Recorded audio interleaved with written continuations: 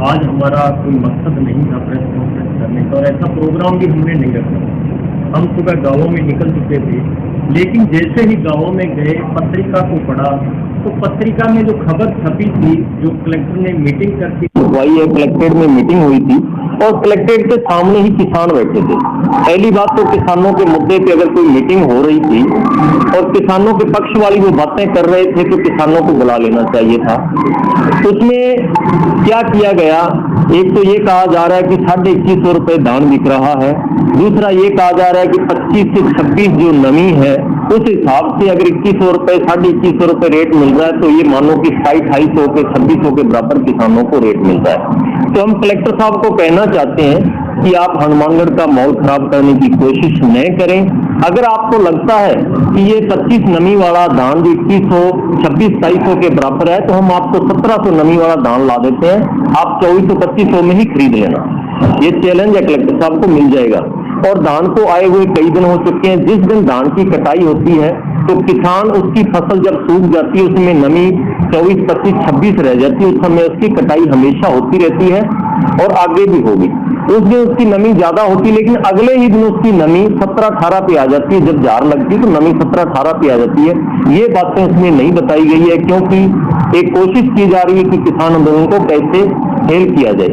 दूसरा ये बोल रहे हैं कि हमने मंडियों में हमारे जो डिपार्टमेंट के अधिकारी कर्मचारी उनको व्यवस्थाओं के लिए लगा दिया है। इनसे हम पूछना चाहते हैं कि कौन सी व्यवस्था के लिए लगा दिया है।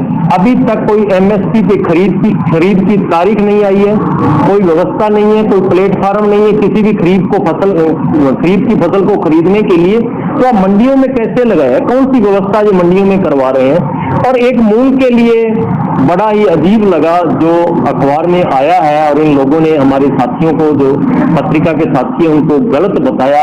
उन्होंने तो खबर छापने की खबर छपी है और उस खबर से काफी जागरूकता भी आज गांवों में आई है कि मूंग है जो अभी आना शुरू नहीं हुआ है और मूंग में नमी ज्यादा है, इसलिए वो एमएसपी पर खरीदी नहीं जा सकती।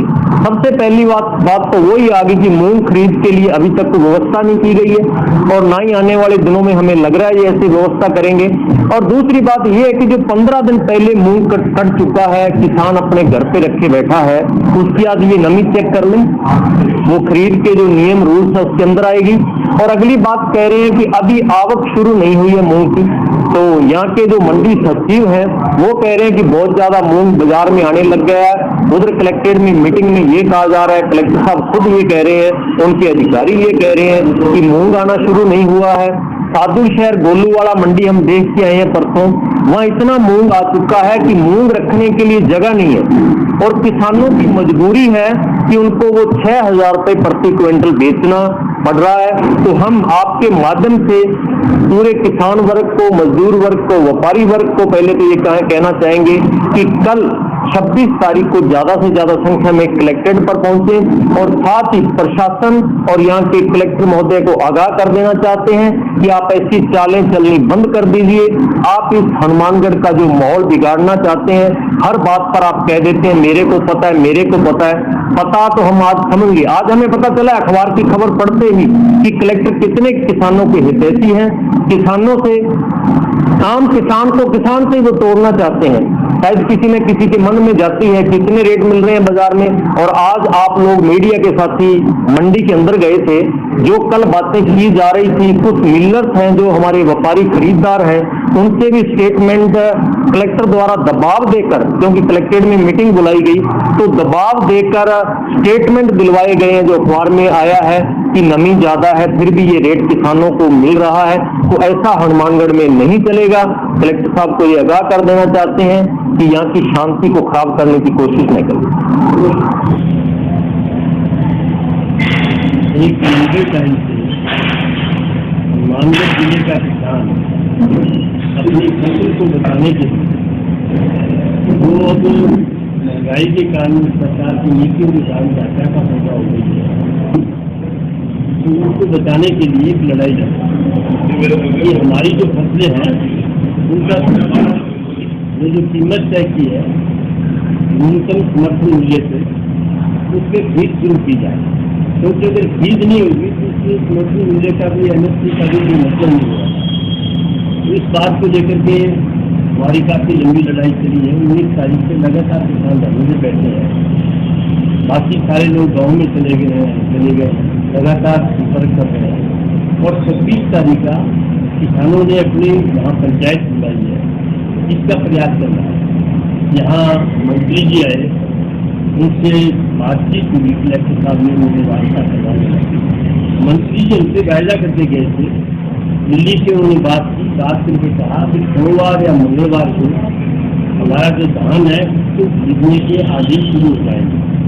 और जो राज्य सरकार के जिम्मे था, मूंग का, बाजरे का, जो और हमारी फसलें हैं उनका, उनके लिए उन्होंने ये कहा कि हम कल ही जाकर वहाँ पर हमारी मंत्री से बात करके बोले कल भी जाएंगे और जाकर के इस पर बात करेंगे, तो शीघ्र ही इनके लिए खरीदने की व्यवस्था करेंगे।